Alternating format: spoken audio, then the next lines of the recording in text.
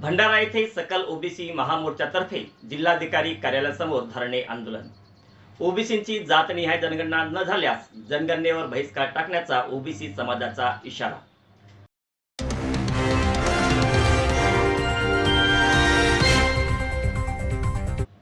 नमस्कार, US Dastak YouTube चॅनलमध्ये मी उमेश सिंगंदुडे आपलं सर्वांचं मनापासून स्वागत करीत आहे।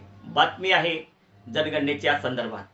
ओबीसी समाजाच्या विविध न्याय मागण्यांसाठी आणि प्रलंबित प्रश्नांकडे सरकारचे लक्ष वेधण्यासाठी सकल ओबीसी संघर्ष समितीच्या वतीने गुरुवार 5 मार्च रोजी भंडारा जिल्हाधिकारी कार्यालयासमोर भव्य धरणे आंदोलन करण्यात आले। यावेळी ओबीसींची जातनिहाय जनगणना झालीच पाहिजे, अन्यथा आगामी जनगणनेवर ओबीसी बांधव सहभाग नोंदवणार नाहीत असा आक्रमक पवित्रा आंदोलकांनी घेतला।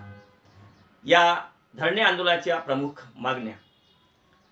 आंदोलन दरम्यान जिल्हाधिकाऱ्यांमार्फत सरकारला निवेदन देण्यात आले। या निवेदनात प्रामुख्याने खालील मागण्यांचा समावेश होता। पहिली महत्त्वाची मागणी, स्वतंत्र कालमची तरतूद। केंद्र सरकारने जनगणनेमध्ये एससी एसटी प्रमाणे ओबीसींसाठी स्वतंत्र कालम समाविष्ट करावा। दुसरी महत्त्वाची मागणी, यूजीसी विधेयक 2026 ओबीसी विद्यार्थ्यांच्या हितासाठी यूजीसी विधेयक 2026 त्वरित लागू करावे। तिसरी महत्त्वाची मागणी, क्रीमिलेअर मर्यादेत वाढ। वाढत्या महागाईचा विचार करता क्रीमिलेअरची जाचक अट शिथिल करून त्याची मर्यादा वाढवण्यात यावी। अशा विविध मागण्यांसाठी हे धरणे आंदोलन करण्यात आले होते। या आंदोलनात जिल्ह्यातील ओबीसी व बहुजन समाजातील पदाधिकारी, कार्यकर्ते आणि नागरिक मोठ्या संख्येने उपस्थित होते।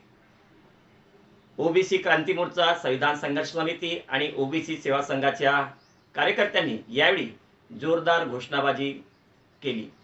धरणे आंदोलन संपल्यानंतर जिल्हाधिकारी यांना निवेदन देण्यात आले। यावेळी सदानंद इल्मे, डॉक्टर बाळकृष्ण साळवे, रोशन उरकुडे, भगीरथ धोटे, उमेश कोराम, गोपाल सेलुकर, रमेश शहारे, संजय मते, मंगला वाडिवेस्मे, ललिता देशमुख, वृंदा गायदणे, लता बोरकर, प्रभाकर वैरागडे यासह अनेक संघटनांचे पदाधिकारी व कार्यकर्ते मोठ्या संख्येने उपस्थित होते। जोपर्यंत ओबीसींच्या मागण्या मान्य होत नाही तोपर्यंत लढा सुरूच राहील असा निर्धार सकल ओबीसी संघटनेने घेतला आहे।